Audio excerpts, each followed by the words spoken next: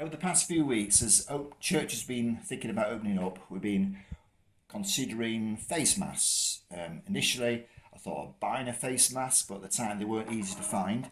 And later on, I went to try 3D printing a face mask using a 3D print and a tissue and elastic bands or two.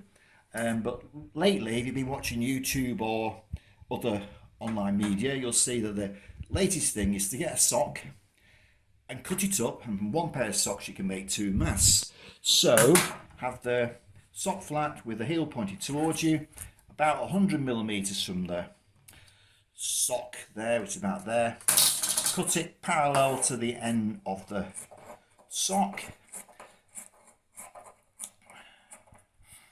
and cut the other side similarly, about symmetrical.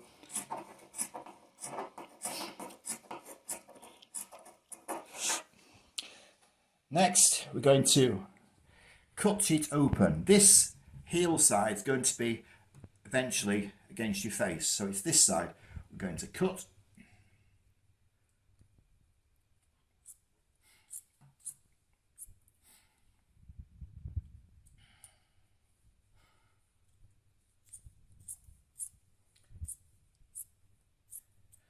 Okay, so when it's been cut, now you've got to look at it like that and then fold it as if it's going around your face, because at that point we're going to put a couple of slits here, about a couple of centimetres, maybe a centimetre from the end. So I'm folding that. Now these slits are for the ears to go through.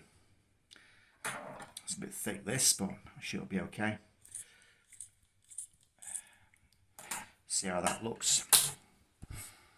And there's basically the mask. If you want to, of course, down the line you can put a tissue into it as well, and I'll show you in a moment what it looks like on my face. And if you want, there's some little corners here you can cut off in the production process.